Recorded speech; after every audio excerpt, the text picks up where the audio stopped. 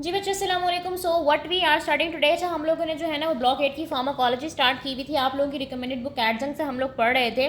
Previously मैंने आप लोगों को चैप्टर नंबर 43 कवर करा दिया, सेल वॉल सिंथेसिस इनहिबिटर, 44 और 45 कवर करा दिया जो कि हमारे पास प्रोटीन सिंथेसिस इनहिबिटर्स का था। अब हम लोगों ने चैप्टर 46 पढ़ना है जो कि हमारे पास क्या आ जाता है, सल्फोनामाइड्स, ट्राइमिथोप्रोम एंड फ्लोरोक्विनोलॉन्स। बेसिकली हम लोगों ने एंटीफोलेट ड्रग्स के बारे में पढ़ना है। बच्चों हम लोग ऐसी ड्रग्स पढ़ रहे हैं कि हम लोगों ने बैक्टीरिया को ख़त्म करना है। बैक्टीरिया को ख़त्म करने के कई तरीके कि आप बैक्टीरिया की सेल वॉल की सिंथेसिस को रोक दें, या फिर आप बैक्टीरिया के अंदर जो प्रोटीन सिंथेसिस है उसको ख़त्म कर दें, या फिर बैक्टीरिया के अंदर जो फॉलिक एसिड बन रहा है उसको ख़त्म कर दें। क्योंकि जो फॉलिक एसिड होता है बच्चों, उसकी ज़रूरत होती है बैक्टीरिया को अपना डीएनए बनाने के लिए, और आपको पता है डीएनए किसी भी सेल का एक बहुत इंपॉर्टेंट कंपोनेंट होता है। सो अगर फॉलिक एसिड नहीं होगा तो बैक्टीरिया डीएनए नहीं बना सकेंगे। अगर डीएनए नहीं बना सकेंगे तो फिर उनके सेल्स नहीं बनेंगे, और इवेंचुअली जो बैक्टीरिया होंगे वो डाई आउट करना शुरू कर देंगे। ठीक है, so this chapter is all about diminishing the folic acid synthesis in bacteria.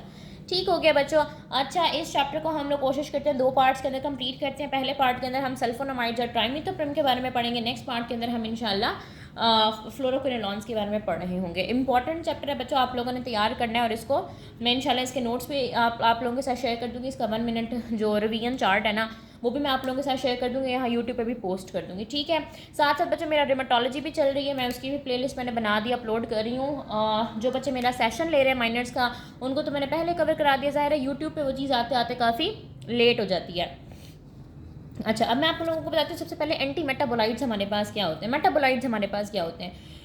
Basically metabolites बच्चों हमारे पास ना बिल्डिंग ब्लॉक्स होते हैं। ठीक है, जैसे कि हमारे पास डीएनए बेसिस हो गई, अमाइनो एसिड्स हो गए, आपके पास विटामिन हो गए, ये वो बिल्डिंग ब्लॉक्स होते हैं जो आगे हमारे पास मेजर जो मॉलिक्यूल्स होते हैं वो बनाने के लिए चाहिए होते हैं। जैसे कि अमाइनो एसिड्स हमें चाहिए होते हैं डीएनए आरएनए प्रोटीन्स बनाने के लिए। ठीक है, डीएनए बेसिस हमें चाहिए होती हैं डीएनए आरएनए बनाने के लिए। ठीक है, सो ये डीएनए बेसिस, ये अमाइनो एसिड्स, ये विटामिन, ये सारी चीज़ें हमारे पास क्या होती हैं, मेटाबोलाइट्स होती हैं, जिनसे हम बिगर मॉलिक्यूल सिंथेसाइज कर रहे होते हैं। अब एंटी मेटाबोलाइट्स हमारे पास क्या होते हैं बच्चों के, ये जो हमारे पास मेटाबोलाइट्स है ना, एंटी मेटाबोलाइट्स बिल्कुल वैसे ही होते हैं लेकिन वो फेक होते हैं।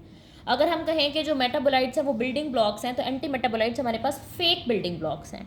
ठीक है, ये उन जैसे दिखते हैं, शक्ल सूरत में उन जैसे दिखते हैं, लेकिन असल में वो होते हैं, ये इम्पोस्टर्स होते हैं। आप समझ लें कि ये एक फेक कोई चीज़ है। ठीक है, सो मेटाबोलाइट्स हमारे पास क्या होते हैं, वो बिल्डिंग ब्लॉक्स होते हैं जो मजीद आगे मॉलिक्यूल्स बनाने के लिए इस्तेमाल हो रहे होते हैं। जैसे अमाइनो एसिड्स, इस मेटाबोलाइट आपके पास मेटाबोलाइट्स हो गए जो कि प्रोटीन्स बना रहे हैं। एंटी मेटाबोलाइट्स क्या होते हैं, फेक बिल्डिंग ब्लॉक्स होते हैं। सो एंटी मेटाबोलाइट्स हमारे पास उन्हीं नॉर्मल मॉलिक्यूल्स के स्ट्रक्चरल एनालॉग्स होते हैं, यानी कि शक्ल सूरत में इन जैसे नजर आएंगे बट एक्चुअली वो कोई काम नहीं कर रहे होंगे। लेट सपोज मैं आप लोगों को मिसाल देती हूँ कि ये हमारे पास एक अमाइनो एसिड है। ठीक है, ये एक अमाइनो एसिड है, ये एक मेटाबोलाइट है, इससे आगे क्या बननी है, प्रोटीन बननी है। अब जो एंटी मेटाबोलाइट होगी वो इसी की तरह का, बिल्कुल इसी तरह का दिखता एक अमाइनो एसिड जैसा दिखने वाला मॉलिक्यूल होगा, लेकिन उससे आगे प्रोटीन नहीं बनेगी।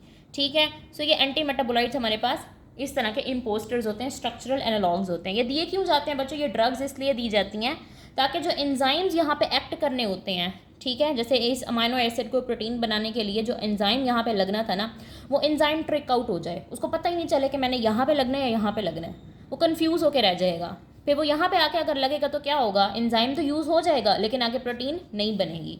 तो हम बेसिकली बैक्टीरिया के अंदर भी यही काम कर रहे हैं। हम इस तरह के एंटी मेटाबोलाइट्स देंगे, इस तरह के फेक मॉलिक्यूल्स प्रोवाइड करेंगे जो कि बैक्टीरिया के एंजाइम है ना, उनका दिमाग ख़राब हो जाए, उनको पता ही ना चले कि मैंने कहाँ पे लगना है। फिर वो यहाँ पे लगना स्टार्ट हो जाएंगे लेकिन आगे तो कुछ भी नहीं होगा, नॉन फंक्शनल चीज़ आगे प्रोड्यूस होनी स्टार्ट हो जाएगी। सो फॉलिक एसिड के लिए भी हम लोग यही कर रहे हैं। आगे जब मैं आपको डिटेल में बताऊंगी तब आप लोगों को ज़्यादा अच्छी समझ आ जाएगी। अभी के लिए आप इतना समझ लो कि एंटी मेटाबोलाइट्स क्या होते हैं। मेटाबोलाइट्स हमारे पास बिल्डिंग ब्लॉक्स होते हैं, एंटी मेटाबोलाइट्स उन्हीं बिल्डिंग ब्लॉक के ट्विन होते हैं, उन्हीं जैसे दिखने वाली चीज़ होती है बट वो आगे कुछ प्रोड्यूस नहीं कर पा रहा होता। सो एंटीफोलेट्स हमारे पास एक टाइप ऑफ एंटी मेटाबोलाइट है जिसने क्या करना है, फोलेट के मेटाबॉलिज्म को या फोलेट की सिंथेसिस को, फोलेट को विटामिन B9 भी कहते हैं, फोलेट के मेटाबॉलिज्म को जो है ना वो डिस्टर्ब करना है, इसको रोकना है। अब एंटीफोलेट में जो हमारे पास 3 क्लासेस ऑफ ड्रग्स हैं वो कौन कौन सी हैं बच्चों, हमारे पास सल्फोनामाइड्स हैं, ट्राइमिथोप्रिम है, और एक इन्हीं दोनों का कम्बिनेशन है ट्राइमिथोप्रिम सल्फा मिथॉक्साजोल। ठीक है, सल्फोनामाइड्स अलहदा से, ट्राइमिथोप्रिम अलहदा से, फिर दोनों को मिला दिया तो ट्राइमिथोप्रिम सल्फामिथॉक्साजोल, या इसको को ट्राइमोक्साजोल भी बोलते हैं। आपकी बुक के अंदर नहीं लिखा हुआ लेकिन ये इस नाम से आ जाता होता है पेपर के अंदर। देखो को जहाँ पे भी आ रहा है इसका मतलब है 2 चीज़ों को मिलाया हुआ है। जैसे को एजुकेशन हम लोग कहते हैं, इसमें लड़के लड़कियाँ इकट्ठे पढ़ते हैं, तो को का मतलब हो गया ये दोनों। ट्राई का वर्ड यहाँ से लिया है, ट्राइमोक्साजोल, एम भी यहीं से लिया है, ट्राई और एम लेके आगे ऑक्साजोल यहाँ से ले लिया है, ठीक है। तो सल्फोनामाइड्स ट्राइमिथोप्रिम सल्फामिथोक्साजोल या कोड ट्राइमोक्साजोल, ठीक हो गया। तो मैंने आप लोगों को यहाँ तक ये बात बताई है कि एंटी मेटाबोलाइट्स हमारे पास क्या होते हैं, स्ट्रक्चरल एनालॉग्स होते हैं मेटाबोलाइट्स के। मेटाबोलाइट्स क्या होते हैं, normal building blocks. Anti metabolites क्या होते हैं, उन्हीं जैसे दिखने वाले नॉर्मल मॉलिक्यूल्स, मेटाबोलाइट्स जैसे दिखने वाले नॉर्मल मॉलिक्यूल्स जो कि आगे कुछ प्रोड्यूस नहीं कर पाते, वो बिल्कुल बेकार होते हैं। फिर एंटीफोलेट हमारे पास एक टाइप ऑफ एंटी मेटाबोलाइट है जो कि फॉलिक एसिड की सिंथेसिस को स्टॉप कर रहा होता है या कम कर रहा होता है बैक्टीरिया के अंदर। अब ये जो ड्रग्स है ना बच्चों, एंटीफोलेट, ये सिर्फ हम बैक्टीरिया के, जिस तरह मैंने आप लोगों को पहले प्रोटीन सिंथेसिस इनहिबिटर में ये बात बताई थी कि जब हम प्रोटीन सिंथेसिस के इनहिबिटर्स दे रहे हैं तो वो इंसानों के अंदर प्रोटीन की सिंथेसिस को क्यों नहीं रोक रहा, वो सेलेक्टिवली सिर्फ बैक्टीरिया के अंदर क्यों एक्ट कर रहा है। तो बच्चों सेलेक्टिवली बैक्टीरिया के अंदर इसलिए एक्ट कर रहा होता है क्योंकि हमारे पास जो राइबोसोम्स होते हैं वो डिफरेंट होते हैं, वो डिफरेंट कॉन्फ़िगरेशन के होते हैं, वो ATS होते हैं क्योंकि हम यूकैरियोट्स हैं। बैक्टीरिया के अंदर जो प्रोकैरियोट्स हैं, बैक्टीरिया के अंदर जो एंजाइम राइबोसोम्स हैं वो 70S के होते हैं। दैट्स वाई वो हमारे ऊपर एक्ट नहीं कर पाते। इसी तरह से बच्चे के जो एंटीफोलेट ड्रग्स हैं जिन्होंने फॉलिक एसिड का मेटाबॉलिज्म रोकना है, तो फॉलिक एसिड या फोलेट तो इंसानों को भी चाहिए, तो इंसानों के अंदर फॉलिक एसिड की सिंथेसिस को क्यों नहीं रोक रहा, वो इसलिए बच्चों इसका सेलेक्टिव एक्शन बैक्टीरिया के ऊपर इसलिए है क्योंकि जो ह्यूमंस है ना वो अपने अंदर फोलेट की सिंथेसिस एज सच नहीं कर सकते। They have to obtain folate from their diet. हम लोग जो फोलेट होते हैं वो बाहर से लेते हैं, लेकिन जो बैक्टीरिया होते हैं वो खुद बनाते हैं फॉलिक एसिड। क्यों बनाते हैं, ताकि वो अपना DNA बना सकें। फॉलिक एसिड की ज़रूरत क्यों होती है बच्चों, जो फॉलिक एसिड या फोलेट है इसकी ज़रूरत होती है DNA बनाने के लिए, और DNA हर सेल की जान होता है। ह्यूमंस ये फोलेट अपनी डाइट से लेते हैं, बैक्टीरिया ये फोलेट अपने अंदर खुद बनाते हैं ताकि वो अपने अंदर DNA बना सकें और DNA से फिर सेल्स बन सकें। हम क्या कर रहे हैं, हम इस फॉलिक एसिड को रोक रहे हैं ताकि ना फॉलिक एसिड हो, ना DNA बने, ना बैक्टीरियल सेल बने। सो एंटीफोलेट्स हमारे पास वो ड्रग्स हैं जिन्होंने फोलेट की सिंथेसिस को डिफरेंट स्टेप्स पे स्टॉप कर रहे हैं। और कौन कौन सी ड्रग्स हो जाती है एंटीफोलेट्स के अंदर, सल्फोनामाइड्स, ट्राइमिथोप्रिम सल्फामिथोक्साजोल। ठीक हो गया, समझ आ गई आप लोगों को यहाँ तक।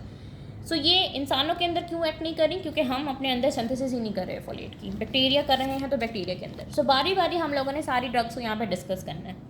सल्फोनामाइड्स अलग डिस्कस करेंगे, ट्राइमिथोप्रिम अलग डिस्कस करेंगे, ट्राइमिथोप्रिम सल्फा, सॉरी यहाँ पे ना मेरे से थोड़ा सा पानी गिर गया था तो ये इतना ठीक से शायद नज़र ना आए, कोशिश मैं करूँगी कि आप लोगों को क्लियर हो। अच्छा, सल्फोनामाइड्स के बारे में बच्चों मैं बात बता दूँ। जो सल्फोनामाइड है अगेन ये एक एंटी मेटाबोलाइट है, एंटीफोलेट है। ये स्ट्रक्चरल एनालॉग है पाबा का। मैंने आप लोगों को बताया ना कि एंटी मेटाबोलाइट क्या होती है, जो हूबहू एक नॉर्मल मॉलिक्यूल जैसी होती है, एक नॉर्मल बिल्डिंग ब्लॉक जैसी होती है, लेकिन वो आगे कुछ बना नहीं सकती। सो एक हमारे पास मॉलिक्यूल रहता है पाबा, पैरा अमाइनो बेंजोइक एसिड। ये पाबा बेसिकली क्या है, ये कोर इंग्रेडिएंट है फॉलिक एसिड की सिंथेसिस का। जो फॉलिक एसिड बनता है ना हमारे पास वो पाबा से बन रहा होता है। अगर मैं आप लोगों को ये बुक का टेबल दिखाऊं, ये देखें, ये पाबा है, इससे डाइहाइड्रोफॉलिक एसिड बनता है, फिर टेट्राहाइड्रोफॉलिक एसिड बनता है जो कि आपके पास, जिसको आप फॉलिक एसिड बोलते हैं या active form of folic acid बोलते हैं। ठीक है, सो पाबा से जो है ना आपका कोर इंग्रेडिएंट है जिससे ये रेसिपी बनना स्टार्ट होती है। सो हमने जो सल्फोनामाइड डाला है ना वो हूबहू दिखने में पाबा जैसा है। अब हूबहू दिखने में पाबा जैसा क्यों है, ताकि जो एंजाइम एक्ट होने हैं इसके ऊपर उनको समझना है, वो ट्रिक हो जाए, उनको समझ ही ना है कि अच्छा हमने असली वाले पाबा के ऊपर लगना है या नकली वाले पाबा के ऊपर लगना है। नकली वाला पाबा कौन है, सल्फोनामाइड ड्रग है जो हमने बाहर से दी है। तो सल्फोनामाइड्स हमारे पास स्ट्रक्चरल एनालॉग्स होते हैं पाबा के। अगर हम इसकी फार्माकोकाइनेटिक्स थोड़ी सी डिस्कस करें तो इनकी इस ड्रग की मॉडेस्ट टिश्यू पेनिट्रेशन है, टिश्यूज़ के अंदर अच्छा खासा ये पेनिट्रेट हो जाता है। ये मेटाबोलाइज किस तरह से होता है, लिवर इसकी मेटाबॉलिज्म कर रहा होता है, हेपेटिक मेटाबॉलिज्म इसकी हो रही होती है, और एक्सक्रीट आउट ये हो रहा होता है यूरिन में, किडनीज़ के थ्रू। अब यहाँ पे एक इंपॉर्टेंट बात याद करने की है बच्चों के, जो सल्फोनामाइड्स हैं इनकी सॉल्युबिलिटी एसिडिक यूरिन के अंदर कम हो जाती है। यानी कि जो पेशेंट सल्फोनामाइड्स ले रहा है, अगर उसके अंदर उसका जो यूरिन है वो एसिडिक है, वैसे यूरिन एसिडिक ही होता है, लेकिन अगर उसकी यूरिन ज़्यादा एसिडिक है, उसकी यूरिन का pH बहुत कम है ना, तो ये ड्रग जो है ना वो उसके अंदर सॉल्युबल नहीं हो पाएंगी। यानी कि इस ड्रग ने यूरिन के थ्रू एक्सक्रीट आउट होना है ना, सो यूरिन अगर एसिडिक होगा तो ये लेस वाटर सॉल्युबल हो जाएंगी। ये ड्रग एसिडिक यूरिन के अंदर एक्सक्रीट आउट नहीं हो पाती, इसकी सॉल्युबिलिटी कम हो जाती है। और जब इसकी सॉल्युबिलिटी कम हो जाएगी तो प्रेसिपिटेशन ऑफ ड्रग स्टार्ट हो जाएगी या क्रिस्टलाइजेशन स्टार्ट हो जाएगी, वहीं पे क्रिस्टल्स बनना स्टार्ट कर देंगे। मैंने आप लोगों को क्या बात बताई है कि जो सल्फोनामाइड्स हैं they have to be excreted out in the urine. अगर यूरिन का pH बहुत कम होगा तो क्या हो जाएगा, इनकी सॉल्युबिलिटी कम हो जाएगी, they will get less water soluble. और जब लेस वाटर सॉल्युबल हो जाएंगे, सॉल्युबल नहीं रहेंगे, तो वहाँ पे इनके क्रिस्टल्स बनने स्टार्ट हो जाएंगे, जो कि एक हार्मफुल इफेक्ट है, नेफ्रोटॉक्सिक इफेक्ट इनका आना स्टार्ट हो जाएगा। किडनीज के अंदर भी क्रिस्टल्स बन सकते हैं। इसको हम बोलेंगे प्रेसिपिटेशन ऑफ द ड्रग या फिर क्रिस्टलाइजेशन ऑफ द ड्रग। अब इस प्रेसिपिटेशन इशू को रिजॉल्व करने के लिए हम 3 सेपरेट सल्फोनामाइड्स का कॉम्बिनेशन इस्तेमाल करते हैं। इसको हम बोलते हैं ट्रिपल सल्फा। ठीक है, तो सल्फोनामाइड्स हमारे पास क्या होते हैं? ये एंटी मेटाबोलाइट या एंटी फोलेट ड्रग है, जो कि स्ट्रक्चरल एनालॉग है पाबा का। पाबा से मिलता जुलता मॉलिक्यूल है। इसकी मॉडेस्ट टिश्यू पेनिट्रेशन है, ये लिवर के थ्रू मेटाबोलाइज हो रहा होता है, ये एक्सक्रीट हो रहा होता है यूरिन के अंदर, और एसिडिक यूरिन के अंदर जिसकी पीएच बहुत कम है, इसकी सॉल्युबिलिटी कम हो जाती है, और फिर ड्रग जो है ना वो प्रेसिपिटेट आउट करना शुरू कर देती है। और इसी प्रेसिपिटेशन के इशू को रिजॉल्व करने के लिए 3 सेपरेट सल्फोनामाइड्स का कम्बिनेशन यूज़ किया जाता है। और साथ में पेशेंट को भी एडवाइस किया जाता है कि पेशेंट ज़्यादा से ज़्यादा पानी पिए, या जिन पेशेंट्स के अंदर ऑलरेडी कोई किडनी का इशू है या डिहाइड्रेशन का इशू है, उनको ये ड्रग नहीं दी जाती। ठीक है, अब सल्फोनामाइड्स बच्चों हमारे पास मजीद आके 3 तरह के होते हैं on the basis of their half life. Short acting, intermediate acting, long acting. नाम से पता चल रहा है कि शॉर्ट एक्टिंग को थोड़ी देर के लिए असर करेगा, इंटरमीडिएट और लॉन्ग एक्टिंग ज़्यादा के लिए। फिर इसके आगे इसकी एग्जांपल्स आ जाती हैं। शॉर्ट एक्टिंग में सल्फीसॉक्साजोल, इंटरमीडिएट एक्टिंग में सल्फामेथॉक्साजोल, लॉन्ग एक्टिंग में सल्फाडॉक्साइन। सल्फीसॉक्साजोल, सल्फामेथॉक्साजोल और सल्फाडॉक्साइन।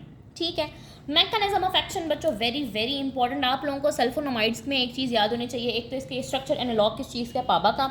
यहाँ से आपको ये एसिडिक यूरिन वाली बात अच्छे से याद होनी चाहिए। फिर आप लोगों की क्लासिफिकेशन थोड़ी बहुत आनी चाहिए। मैकेनिज्म ऑफ एक्शन तो आपको इसका रटा हुआ होना चाहिए।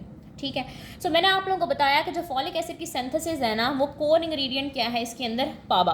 पाबा कन्वर्ट होता है हमारे पास डाईहाइड्रोफॉलिक एसिड के अंदर, उसके बाद वो कन्वर्ट होता है हमारे पास